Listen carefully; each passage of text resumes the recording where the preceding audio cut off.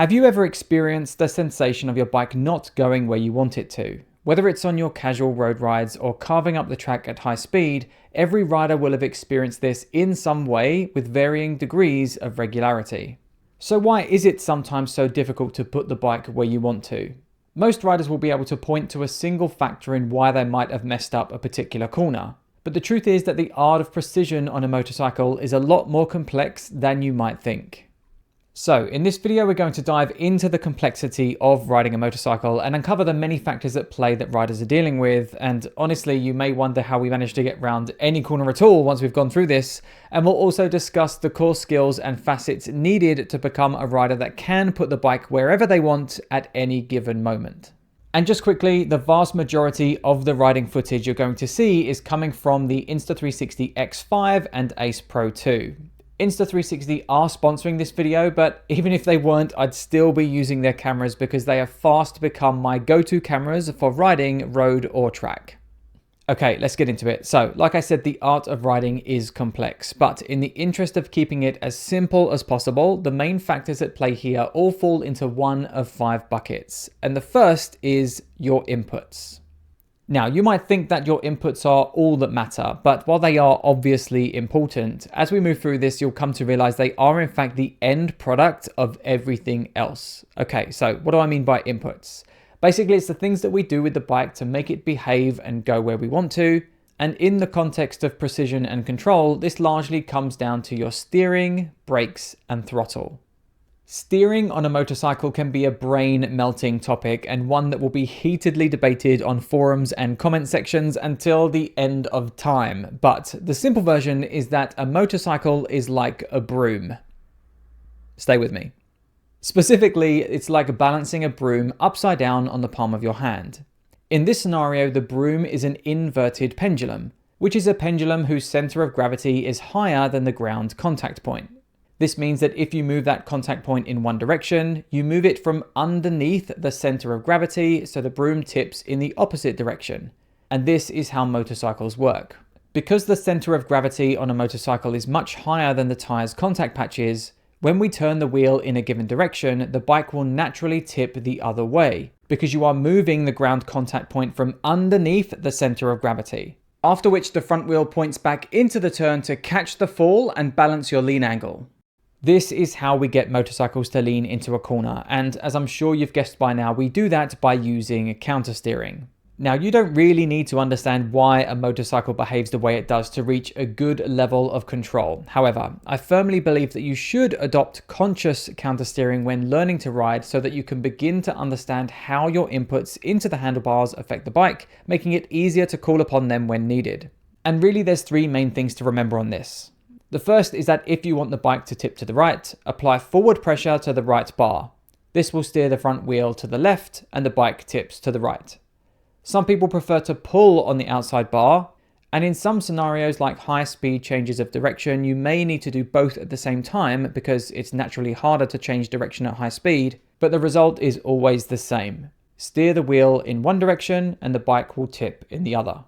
The second thing is that the amount of force you put through the bars, whichever way you do it, will dictate how quickly the bike changes direction. So a lighter pressure on the handlebar will mean that the bike changes direction slowly, while a firmer one will mean it changes direction quickly. And the third is that if you keep applying meaningful force to the handlebar, the bike will continue to lean in that direction. There's some nuance here with different bikes, but generally speaking, a well set up bike on good tires shouldn't need any meaningful effort to keep it at a stable lean angle. So if you want to stop leaning, just stop applying steering force on the handlebars. Steering is a component of riding that people get relatively quickly, but these next 2 create some of the biggest issues for riders because they don't understand their place when it comes to getting the bike to go where they want it to, and that's the throttle and the brakes. It's easy to think that they're just for speeding up and slowing down, and while that is their basic function, they do have a big impact on your level of precision precisely because they change your speed. And the place where this causes the most issues is in the corners. The first thing you must understand here is what determines your cornering radius. Things like motorcycle type, tire size and shape, rider size and shape will all change what the final numbers are, but in the interest of keeping things simple, for a given bike, tire and rider combination, your cornering radius is dictated by your speed and your lean angle. But while most riders understand this, a lot of them don't show that in practice. With the brakes, this might manifest in an inability to set the correct speed for the corner, meaning some uncomfortable corrections need to be made. But the worst offender is what riders do with the throttle mid-corner. Riders will often open the throttle immediately after entering a corner because they think it's the right thing to do. And they do it either to steady their speed, or in many cases, they'll begin gradually rolling it on through that corner. The problem is that they do this without thinking about where they're heading. What happens as a rider winds on the throttle? They begin speeding up. And what's that going to do? It's going to mean their corner radius gets bigger, because for a given lean angle, more speed will mean a wider cornering arc. This probably isn't a big deal on the road in most cases because riders will have enough lean angle in reserve that they can just add more to correct their line, but in certain situations it can still be a problem. On the track, it tends to cause more issues, particularly in high degree corners with late apexes where rolling on the throttle too soon causes the rider to run wide with no hope of making the apex. Or worse, they commit the cardinal sin of trying to add more lean angle in this situation while continuing to roll the throttle. This is a big mistake at higher lean angles, and it's the cause of so many crashes on track days. And in fact, the reason for my crash on my very first track day. And these problems are created because riders aren't factoring in how changing their speed mid-corner is affecting their line. It's really important to remember that slowing down in a corner will mean your cornering radius gets smaller, while rolling the throttle and speeding up will mean it gets bigger and you run wider in the turn. Understanding how this, along with your inputs into the handlebars, affect your line is crucial to reaching a high level of precision as a rider. But like I said, your inputs are only the start of it. Next, we have to talk about your body position and body control. With body position, I think many people have it backwards. Many riders try to look right, then they worry about how to use the bike after. When in reality, you should be working to give the bike what it needs for stability and control first, while letting your body position be a consequence of you doing that. Admittedly, this is usually just a problem for the track crowd, but even some road riders are getting in on the act too. For me, once you're in and around where you need to be to operate the bike and move around efficiently, what you base your body position correctness on should come down to how you feel, not whether you look enough like the riding elite. But whether your position is on the side of trying a bit too much or not trying enough, the result is the same. Discomfort, tightness, and fatigue, all of which will impact your ability to correctly use the inputs we just discussed, as well as move around in the most bike-friendly way. Remember that your weight typically makes up 1/3 of the total bike and rider weight. In scientific terms, you are one significant lump sitting on top a high-powered machine that has contact patches the size of credit cards. The way you use your body will have a big impact on how well the bike can do its job, and in turn, how well the tires can do their job of staying in contact with the ground. And then when you consider the finer details of riding, how smooth and deft can you be with your movements and your inputs if you feel uncomfortable, tight, and fatigued? Not very. While I often say that people overemphasize how important body position is from a positional standpoint alone, how you feel and your ability to use the bike in a precise way is hugely affected when you don't feel good on the bike, which is why I always emphasize that your feeling should be your biggest reference on this.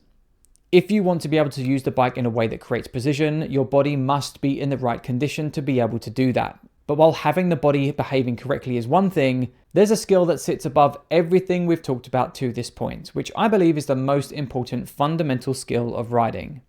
But before we get to that, like I said at the top, the majority of the footage you've been watching has come from Insta360's camera lineup, who are sponsoring this video, and they've come specifically from the X5 and the Ace Pro 2. With the X5, some of my favorite mounting positions are the inside of the bike to get those cool low-down shots, where the option for replaceable lenses now makes this shot a lot less risky.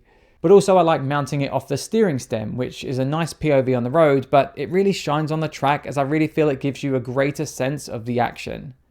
And then lastly, using the selfie stick to get those full external shots. For this one, I do like how it captures not just the bike, but the environment you're riding through too. The versatility of the X5 is like no camera I've experienced before, day or night. And they recently made it even more versatile by introducing ND filters, which help you control the light coming into the lens, allowing you to tweak the settings to get some really cinematic shots, something that wasn't possible with 360 cameras before. But when you're looking for more of those traditional POV shots, that's when we turn to the Ace Pro 2, which is among the very best in terms of image quality and a standout performer when looking at low light conditions. My favorite mounting position for this is using the chest mount, as I think it feels a bit more involved in the ride itself. And honestly, while it may seem pretty simple, one of my absolute favorite features is the magnetic mounting. The ability to quickly take it on and off to check footage or to maybe switch positions is really nice. And like the X5, the Ace Pro 2 also has the option for ND filters to create those beautifully cinematic shots. Like I said, regardless of this being a sponsored video, these are my cameras of choice, and I guess the proof is that I'm using them outside of these videos, not just for riding, but for capturing adventures with the family too. If you want to capture footage like you've been seeing, then now is the time, because Insta360 currently have their holiday sale on with some big discounts across their range, and if you buy through my link, you'll get a free mic Air thrown in too. Just check out the links in the description and you can grab yours today. Okay, let's get back to it then. And what I feel is the most important skill of riding, that is your vision. While your movement and the use of the controls create the potential for precision, if your vision isn't working correctly, then that potential cannot be fully realized, because it's the information that your eyes feed your brain that help you make the right decisions about what you want to do next on the bike. Things like how much time and space you feel you have, how fast you're going, or where you are in the corner will dictate how well you can use your body and the controls of the bike. And the information that determines the vast majority of those feelings will come from your vision.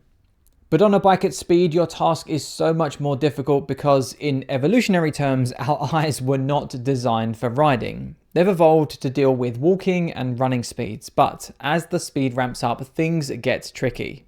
Studies by the Norwegian University of Science and Technology showed that as speed increases, the brain begins to struggle, the latency of information it takes in goes up, and the amplitude goes down. Or said another way, the faster we move through an environment, the longer it takes to process information and the less information we take in overall from what's in front of us.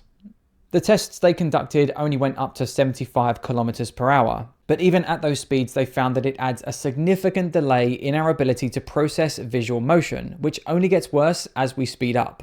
This means that even after looking at something, depending on the speed you're going, you might travel anywhere from 2 to 20 feet before you've actually processed what you're looking at. The latter being from the top end speed you might experience on the track. Your brain will do a fantastic job of knitting this flow of information into something coherent, but even so, it shows that you're not getting as much visual information as you would really like, and it highlights just how important it is to use our eyes effectively so that we're seeing what we need to see as early as possible. In general terms, this means moving your eyes ahead to where you want to go next, while continually scanning the environment to judge your position in the space you're traveling through, along with spotting any hazards as early as you can. Using your eyes in this way can completely transform how a ride feels, from erratic and rushed to calm and composed. And this is not only going to help you feel more in control of what you're doing, but it will also help one crucial component of precision, your timing. Because even if you can use the components of your bike to a high level, it's the timing of those actions which dictate how precise you can really be. By having full confidence in where you are in space and where you're headed, the timing of your brakes, steering, body movements, and throttle control becomes so much easier, meaning you can more consistently put the bike exactly where you want to. But if your vision isn't there, none of that is possible. So everything we've talked about so far is around tangible riding skills. Now we get into the realm of the intangible, which might be some of the most difficult factors to overcome and improve. The first of which is your feel. Vision is the sense that will be doing most of the heavy lifting when it comes to helping you make the right decisions to put the bike where you want to, but there are other factors at play. Things like the movement of the bike you're feeling through the bars, seat and pegs, and to a lesser extent, the sound you're hearing from the bike too. Typically, when people refer to feel, they're referring to the combination of these things and how they communicate what the bike and tires are doing at any given moment and how much grip they really have. A lot of riders will say that they don't have a good feel for grip, but it's probably a lot better than they realize. And a very quick way to prove this is to simply think of a time of when you last rode in the wet or any conditions where grip was significantly reduced. As you lean the bike over, you immediately begin to sense that the grip isn't as good, where the feelings you get are a bit more vague and the bike doesn't feel like it quite tracks the line as well as it should. This vague feeling is the absence of the strong feedback you get from sticky tires on a dry, abrasive surface. And as soon as something interferes with that, like colder tires or water between the tires and the road, you sense it. So the capability for feel is there, but a lot of riders simply won't be in a position to realize it often enough. For instance, on the track, many riders will only ride on pre-warmed race rubber. So while their grip ceiling is very high, their understanding of what a lack of grip feels like is very low, meaning they struggle to take confidence from the grip they do actually have. I've done whole videos on this, but a key way to improve your feel for grip is to simply put yourself in situations where you can safely experience lower levels of grip. And this could be just riding in the wet, or even going to some sort of dirt riding school. Whatever it is, having experience of different levels of grip will help you understand what good grip actually feels like, helping you take confidence from it. Because ultimately, if you have zero confidence in what's under you, it's going to be very hard to do the things you need to do on the bike to be precise, because you can't get past the parts of you that want to keep you safe. Leading on to our final factor in precision and control, the survival elements. We have not evolved to ride motorcycles, particularly at high speed. Like we discovered earlier, our brain has a huge task from a visual processing standpoint, but there are other things that get in the way too, which come from one place: your desire to not crash. There are many things that your body wants to go against you doing. It doesn't want to go fast, it wants to look at the things that will cause you harm, and it doesn't even like leaning. As detailed in the fantastic book, The Upper Half of the Motorcycle, humans have a natural intolerance to lean angle, where it can be observed that our natural leaning limit is 20 degrees because throughout our evolution, this is as far as we could safely lean when running on natural surfaces. Overcoming these internal limitations, which really is just your brain's way of keeping you safe, it's one of the hardest things to do as a motorcyclist, because even the slightest fear can make it nearly impossible to take the actions you really want to take. I remember early on in my track life wanting to lean the bike more so I could get my knee down, which is, a tale as old as time, but lap after lap I'd approach the corners with the intention of leaning more, but I'd get to that corner and I'd be ready to lean, and my brain would just say, no. Similarly to improving feel, the way to overcome this and many other barriers is repeated intentional practice, which slowly helps you expand your comfort zone and what your brain is willing to accept and allow you to do. It will always be involved in the riding equation in some way, but it just becomes less intrusive with experience. And just on that actually, if you are interested in how you can develop your skills and break down these barriers in the right way, specifically for the track, I've actually got a free workshop covering exactly this topic, which you can find a link to down in the description. Okay, so having gone through all of that, you might start to wonder how we manage to get a motorcycle around a corner at all. We need to know and display correct fundamental technique with our inputs, learn to use and engage your body in the right way to facilitate that, override what your brain wants to look at to get your eyes looking in the right place, develop a feel for grip so that you can use your bike with confidence, and underlining all of that, overcome the many natural barriers that don't want you to ride a motorcycle in this way. Precision and higher levels of control on a motorcycle is a challenging manipulation of all of these skills, sensations, and internal limitations. And laying all of that out, it really just makes me think of two things. The first is how immense the riding elite are, being able to put their bikes in the same square inch of track, corner after corner, lap after lap. But second, again, taking everything into account that comes into play, you have my full permission to cut yourself a little bit of slack the next time you miss an apex by a couple of feet, because all of this is hard.